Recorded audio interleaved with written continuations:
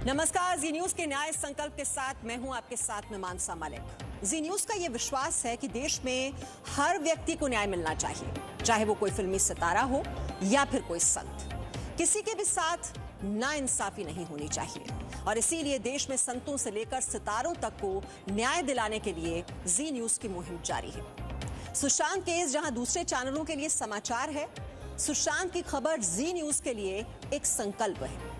सुशांत को न्याय दिलाने के लिए जी न्यूज 14 जून से लगातार मुहिम चला रहा है और इसी तरह पालघर में संतों के साथ हुए अन्याय के खिलाफ भी जी न्यूज पर यह न्याय यात्रा जारी है और जब तक इन दोनों मामलों में न्याय नहीं मिल जाता है, इंसाफ नहीं हो जाता है, तब तक हम पीछे नहीं हटेंगे।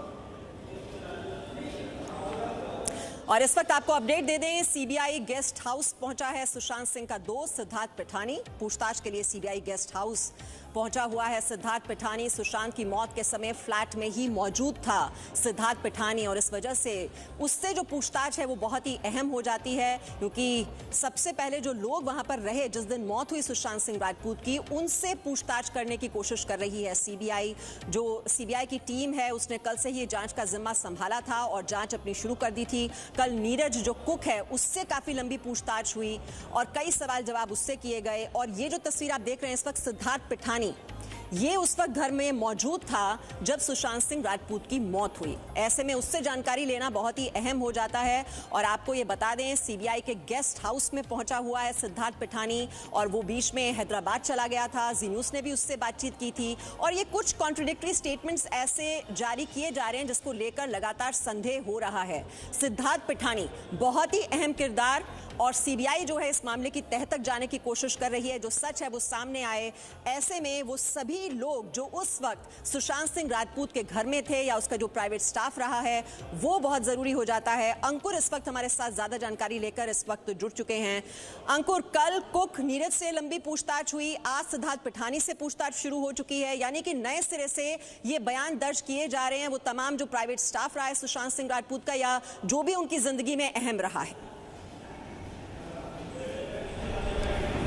मीमांसा जी, आज सुबह तकरीबन 7 बजे जी न्यूज़ ने सबसे पहले अपने दर्शकों को बताया था कि आज जो सीबीआई की टीम है वो अलग अलग तरीके से जो काम कर रही है उसकी एक टीम कूपर हॉस्पिटल जाएगी और अब से थोड़ी देर के बाद पहले ही जो सीबीआई की जो टीम है, एसआईटी की जो टीम है उसके कुछ मेंबर्स हैं जिनमें फॉरेंसिक जो डिपार्टमेंट से जुड़े हुए जो लोग हैं जो दिल्ली से आए हैं वो भी इस वक्त कूपर हॉस्पिटल गए हुए हैं। दूसरे जो सबसे बड़ी खबर जिस वक्त आप बता रहे थे कि जो सिद्धार्थ पिठानी है थोड़ी देर पहले अभी सीबीआई के उस डीआरडीओ के गेस्ट हाउस में पहुंचा है जहां पे कल नीरज से पूरे दिन पूछताछ की गई थी, पूरी शाम पूछताछ की गई थी। आज एक लंबी बातचीत का दौर देखने के लिए मिलेगा। क्योंकि बहुत अहम किरदार है। इससे पहले हमने देखा था ईडी में एक लंबी पूछताछ तकरीबन 2 दिन लगातार सिद्धार्थ पिठानी से हुई है। मुंबई पुलिस ने भी सिद्धार्थ पिठानी से पूछताछ करी है और बिहार जो पुलिस आई थी 4-5 दिन के लिए तब उन्होंने भी सिद्धार्थ पिठानी से उनसे फोन पे बात करी थी, क्योंकि तब वो हैदराबाद में थे। तो यानी हर एजेंसी, जितनी भी एजेंसी जिसके अंदर काम कर रही हैं उसके लिए सिद्धार्थ पिठानी बहुत अहम किरदार है और जो लगातार बयानों में उनके फेरबदल हो रहा है वो शक को और ज्यादा गहरा करता है। हालांकि सच क्या है वो पूरी जांच के बाद ही पता चल पाएगा सीबीआई की। जी अंकुर, आप रहिए हमारे साथ, क्योंकि यहाँ पर दरअसल हमने देखा कि सुशांत सिंह राजपूत के पूरे केस को लेकर तो ये जी न्यूज़ की ओर से मुहिम चलाई गई और उसी का नतीजा है कि आप देख रहे हैं अब सीबीआई जो है वो जांच पड़ताल इस केस में शुरू कर चुकी है, लेकिन हमारी दूसरी मुहिम भी लगातार जारी है। जी हाँ, पालघर में संतों की हत्या की सीबीआई जांच कब होगी, ये बड़ा सवाल है।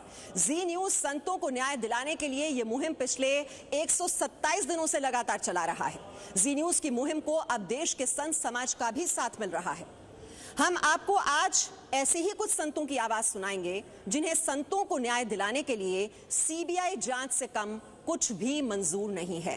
संत समाज अब देश के साधु संतों की सुरक्षा की मांग भी कर रहा है, क्योंकि ऐसी खबरें हैं कि पाकिस्तान भारत में साधु संतों, हिंदू नेताओं की हत्या की साजिशें रच रहा है।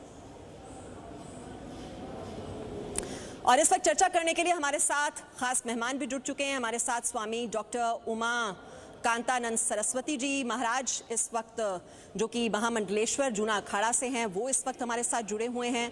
आप देख पा रहे हैं अपने टेलीविजन स्क्रीन पर हिंदू धर्मगुरु स्वामी दीपांकर जी इस चर्चा में हमारे साथ शिरकत करेंगे। शिवसेना के नेता संजय गुप्ता हमारे साथ हैं और राजनीतिक विश्लेषक शहजाद पूनावाला भी इस वक्त हमारे साथ जुड़े हुए हैं। और सबसे पहले तो शहजाद, ये इतने दिन हो गए हैं, 127 दिन, और ये साधुओं की जिस तरह से निर्मम हत्या कर दी गई थी वो भी पुलिस वालों की मौजूदगी में, ये सीआईडी टीम इन्वेस्टिगेशन कर रही है, चार्जशीट आ रही है, उनकी ओर से दावा किया जा रहा है कि बिल्कुल सही दिशा में ये जांच चल रही है। हालांकि सुप्रीम कोर्ट ने कहा है कि ये जो डॉक्यूमेंट्स हैं वो रखे जाएं, जो चार्जशीट है वो अदालत में पेश की जाए, लेकिन ये सीबीआई जांच आखिरकार क्यों जरूरी इंसाफ के लिए? मीमांसा जी, मैं तो समझता हूं कि आज मेरा सौभाग्य है कि गणेश चतुर्थी की आज से शुरुआत हो रही है और गणेश जी को विघ्नहर्ता मानते हैं महाराष्ट्र में। तो हमारी उम्मीद यही है कि जी न्यूज ने जिस तरीके से पालघर के साधुओं को मुद्दे को सुशांत के मुद्दे की तरह उठाया है, और वहां पर तो 67 दिन बाद मिल गया न्याय, पर यहाँ पर 127 दिन बाद भी सीबीआई की कोई जांच के आसार नजर नहीं आ रहे महाराष्ट्र की सरकार की वजह से। तो पहले तो मुझे बड़ा उम्मीद है कि आज गणेश जी जो है वो उनकी कृपा बरसाएंगे और साधुओं को, संतों को जो नाइंसाफी लगातार 127 दिन से मिल रही है, ठीक उसी तरह जैसे सुशांत को नहीं मिल रहा था। सुशांत के केस में और पालघर के साधुओं के केस में समानताएं कितनी सारी है। वहां पर भी बिना जांच के निष्कर्ष पर पहुंचा गया कि वो पागल है, उसने सुसाइड किया है। यहाँ पर भी बच्चा चोर कहकर उनका केस जो है एक तरीके से निष्कर्ष पर आ गया कि कोई सांप्रदायिक एंगल नहीं।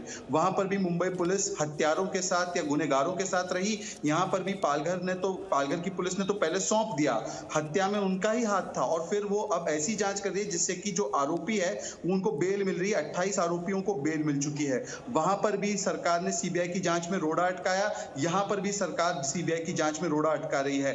वहां पर भी बॉलीवुड की गैंग का सन्नाटा था, यहां पर सेकुलर गैंग का सन्नाटा है। और इसीलिए मैं हाथ जोड़कर सुधीर जी का, जी न्यूज का विशेष रूप से धन्यवाद करता हूं कि आज इस देश में, साधु संतों के देश में, हम रोज साधुओं को बुलाकर उनसे भीख मंगवा रहे हैं कि साधुओं का मानव अधिकार है भी या नहीं।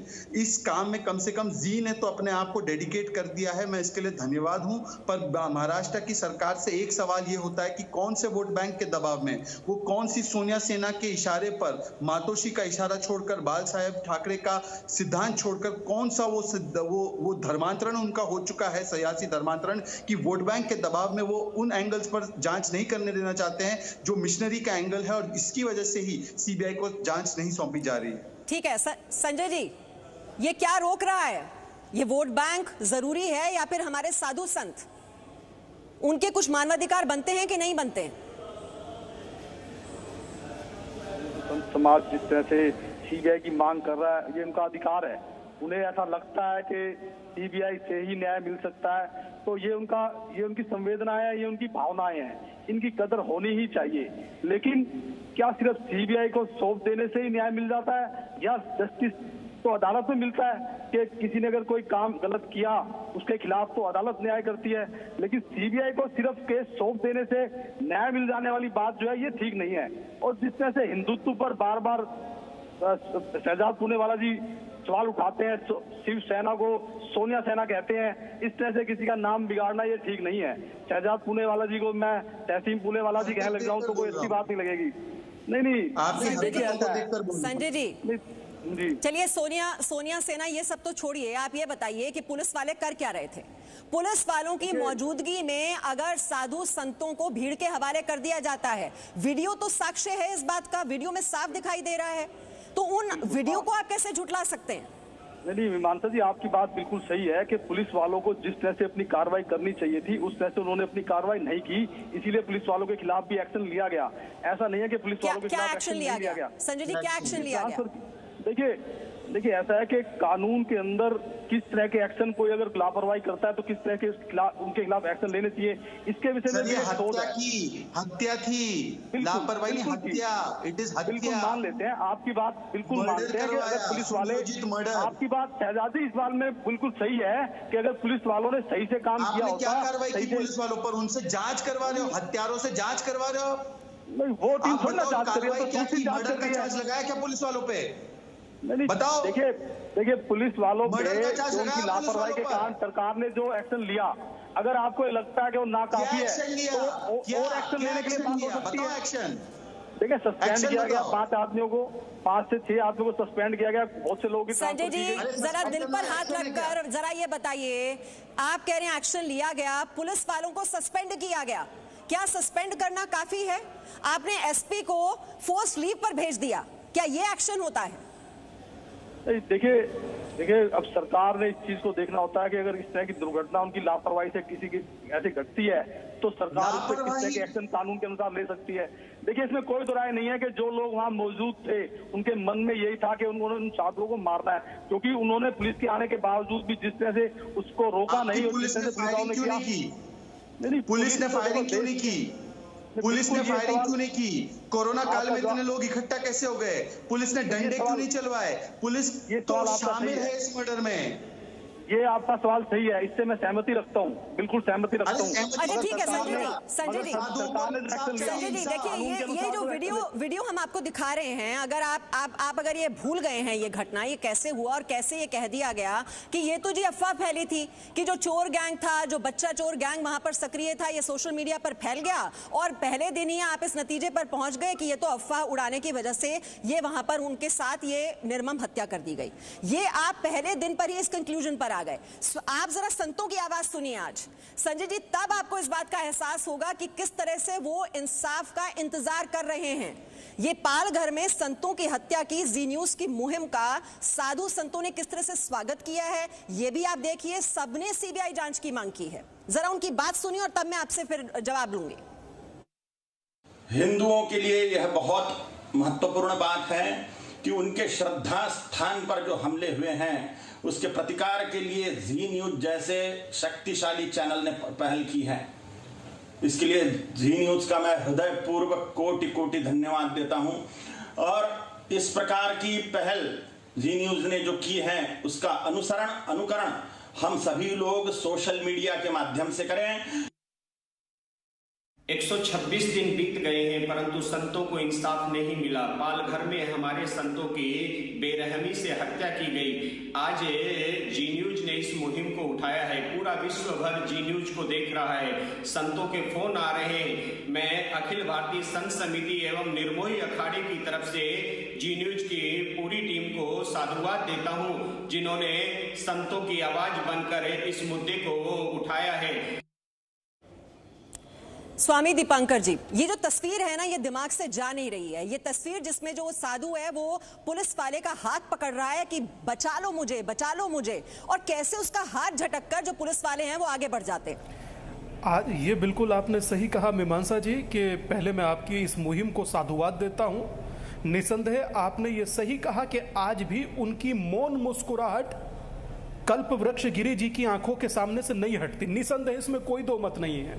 मगर मैं हैरत में हूं कि राम के देश में सन्यासी को ही न्याय नहीं, हर बुद्धिजीवी मौन है जैसे कुछ पता ही नहीं। मानिए कि जैसे एक सन्नाटा हो, एक सेक्युलर सन्नाटा हो, एक मौन सन्नाटा हो, सिर्फ इसलिए कि कल्प वृक्ष गिरी जी के जो वस्त्र थे वो भगवा थे। वो सन्यासी जो अपना नाम तक त्याग देता है, आज उसके मृतक नाम को भी आप लोग न्याय नहीं दे रहे। वो सन्यासी जो पिंड दान कर कर सन्यासी बनता है, आज उसकी मरी हुई देह को भी, मृतक देह को भी आप लोग न्याय देने में असमर्थ हैं। क्या यही सनातन है? क्या यही भारत राष्ट्र है? क्या यही कानून का राज है? अगर जो मेरी सुरक्षा का कर्तव्य आपका है तो आपके सारे कर्तव्यों का निर्वाह मैं भी तो करता हूं। और अगर आपके सारे कर्तव्यों का और समूचे संविधान का पालन एक भारतीय नागरिक होने के साथ साथ मैं करता हूं, तो मेरी सुरक्षा और रक्षा का अधिकार है किसका? मैं एक बात आपको और कहना चाहता हूं मीमांसा जी, जो अभी आपने बात कही थी प्रारंभ में, हिंदू साधुओं को और हिंदू नेताओं को कम से कम नहीं तो 2-3 महीने पहले की बात बता रहा हूं मीमांसा जी, मेरे आश्रम के गेट पर खत चस्पा कर दिया गया था, राष्ट्रवादी मुद्दों पर बोलना बंद कीजिए वरना अपने अंजाम को भुगतने के लिए तैयार रहिए। तो मैं ये कहना चाहता हूं कि निसंदेह कम से कम मैं अभी जीवित हूं, हटाइए जीऊं या मरूं, जो रहे नहीं इस दुनिया में उन्हें तो न्याय दे दीजिए, कम से कम इतना तो करिए। उमा कांतानंद जी, सरस्वती जी को भी मैं यहाँ पर जोड़ना चाहूंगी। स्वामी जी, आप भी देख रहे हैं किस तरह से ये न्याय की मुहिम जो है वो हमारी ओर से शुरू की गई है कि चाहे वो इस देश के फिल्मी सितारे हों, चाहे वो साधु संत हों, न्याय मिलना चाहिए और जो रक्षा का अधिकार है वो इस देश में हर किसी को है। लेकिन यही तस्वीर अगर किसी अल्पसंख्यक समुदाय से जुड़े हुए किसी शख्स की होती तो शायद कुछ और ही आवाज उठ रही होती। लेकिन ये जो अवार्ड वापसी गैंग है, ये भी ये देखकर आगे बढ़ता है कि किस पर हमला हो रहा है। वो उनके फायदे का है कि नहीं है, तभी सवाल उठाया जाता है। ये देखकर स्वामी जी दिल में कितना दर्द होता है। देखिए, दिल में तो इतना दर्द होता है कि शब्दों में बयान नहीं किया जा सकता। और ये जो तस्वीरें हैं देख देख के इतनी तकलीफ हो रही है। और जो आपने प्रश्न किया कि अल्पसंख्यक कोई होता तो अभी मुहिम कुछ और होती। 10-20 साल में देश को हमने देखा है, जो स्थिति एक छोटी सी घटना घट जाती है और इतना हंगामा, इतनी अवार्ड वापसी और दुनिया भर की चीजें होती है। आज संतों को अपने लिए न्याय मांगना पड़ रहा है। इस प्रजातंत्र में जो मानसिकता दिखाई दे रही है कि अगर कोई अल्पसंख्यक है तो आप उसके लिए खड़े हैं, तो आप बहुत बड़े राष्ट्रवादी हैं, बहुत बड़े सेकुलर हैं। सेकुलरिज्म का मतलब होता है कि आप सबके लिए खड़े हो। और संजय जी ने कहा अभी तहसीन पूनावाला जी के एक बात पे कि सीबीआई जाने से क्या न्याय मिल जाएगा, कि न्याय तो अदालत करती है, लेकिन उन्हें ये पता होना चाहिए और है भी कि न्याय की आखिरी सीढ़ी अदालत होती है, लेकिन सबूत तो पुलिस और सीआईडी यही इकट्ठा करते हैं। और आप तस्वीरों में देख रहे हैं कि जो लोग हत्या में शामिल हैं, वर्दीधारी हैं, वो स्वयं साधु को ले जाकर सौंप दे रहे हैं और वो सामने खड़े हैं। और आपको पता है कि जब ये वीडियो वायरल हुआ उसके बाद 2 दिन के बाद एफआईआर दर्ज किया गया। पुलिस वालों को कहते हैं कि कोई गलती हो गई होगी, कोई गलतफहमी हो गई होगी। ये हत्यारे हैं और इनको केवल सस्पेंड नहीं किया जा सकता है। किसी मर्डरर को सस्पेंड करके कैसे केवल आप छोड़ सकते हैं? जी बिल्कुल। और हम तो महाराष्ट्र गवर्नमेंट से संजय जी बैठे हैं, ये कहते हैं कि आपकी खुद की संवेदना कहाँ है? आप यहाँ हिंदू मुस्लिम न भी देखें तो मानवता अगर देखें तो एक ऐसे बुजुर्ग साधु। बिल्कुल स्वामी जी, आपने ठीक बात कही कि इतनी ज्यादा देरी हुई। देखिए 16 अप्रैल की ये घटना, 18 को एफआईआर दर्ज होती है, 23 अप्रैल को मुख्यमंत्री जाते हैं, गृह मंत्री पालघर जाते हैं, उसके बाद एसपी को फोर्स्ड लीव पर भेज दिया जाता है। जो 6 पुलिसकर्मी हैं वो सस्पेंड हो जाते हैं। लेकिन सवाल यही कि क्या इसी तरीके से इंसाफ दिया जाएगा? राजीव रंजन हमारे सहयोगी भी हमारे साथ हैं। राजीव रंजन, अभी आप ये अपडेट दीजिए कि अभी इस केस जिस तरह से सुप्रीम कोर्ट में पहुंचा हुआ है, सुप्रीम कोर्ट ने कहा है कि जो चार्जशीट है, जो अभी तक 2 चार्जशीट फाइल की गई हैं, वो रखी जाएं सुप्रीम कोर्ट के समक्ष, और क्या-क्या बातें हैं, अभी अपडेट है क्या इस केस से जुड़ा हुआ? देखिए, जिस अभी तक इस मामले का देखा जाए कि हालांकि 3 हफ्ते का समय दिया गया था महाराष्ट्र सरकार को, और इसके बाद 23 अगस्त की इसकी सुनवाई भी होने वाली है। कुल मिलाकर जिस तरीके से जो चार्जशीट में ये साफ कहा गया था कि भीड़ के जरिए ये किया गया, यानी एक मॉब था और मॉब ने इस बात को किया गया, तो इस बात को लेकर कई बार वहां के लोगों में भी असंतोष है। हालांकि जिस तरीके से वो जांच की गई, हर घरों में जाके जांच की गई, और ये मुहिम जो जी न्यूज ने उठाई है, उस मुहिम के लोग साथ साथ खड़े दिख रहे हैं और बार बार ये कह रहे हैं कि जब तक इसका जांच सही तरीके से ना हो, सीबीआई की तरीके से जांच ना हो, तब तक इसके साक्ष्य पूरी तरह से सामने नहीं आ सकते हैं कि आखिर घटना किस तरीके से थी और किस तरीके से संतों को ये चीज झेलना पड़ा और उनकी हत्या की गई। हालांकि महाराष्ट्र सरकार ने बार बार ये कहा है कि सीआईडी की तरफ से जांच की जा रही है। सीआईडी के जरिए जो जांच हुई है, उस जांच में ये पाया गया है कि मॉब के जरिए हत्या की गई है, क्योंकि कुछ दिन पहले वहां बच्चा चोरी की घटनाएं की बात हुई थी और लोगों ने, भीड़ ने वही समझा। और इस तरह से जब ये थियरी पहले दिन पर ही इस नतीजे पर कैसे आखिरकार पुलिस या फिर सीआईडी की टीम पहुंच जाती है, सवाल तो ये है। लॉकडाउन में 1000 से ज्यादा लोगों की भीड़ वहां पर कैसे एकत्र हो जाती है, और फिर वहां पर पुलिस वालों की मौजूदगी में ये लाठी डंडे से जिस तरह से मारा पीटा जाता है उन साधु संतों को, और फिर निर्मम तरीके से उनकी हत्या कर दी जाती है। इसी वजह से जो साधु संत समाज है वो बहुत ही ज्यादा आक्रोश में है और सीबीआई जांच की मांग लगातार उठाई जा रही है। और ये हमारी भी न्याय यात्रा है, ये न्याय संकल्प है कि चाहे फिल्मी सितारे हों इस देश के, चाहे वो साधु संत समाज हो, किसी भी के साथ ये नाइंसाफी नहीं होनी चाहिए। और जो न्याय यात्रा हमने शुरू की है फिल्मी सितारों के लिए, चाहे वो सुशांत सिंह राजपूत हो या फिर साधु समाज,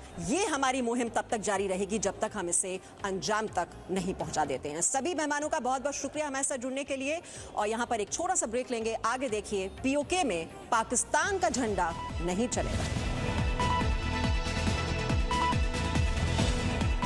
Presenting V News app, available on Google Play and App Store. Download it now.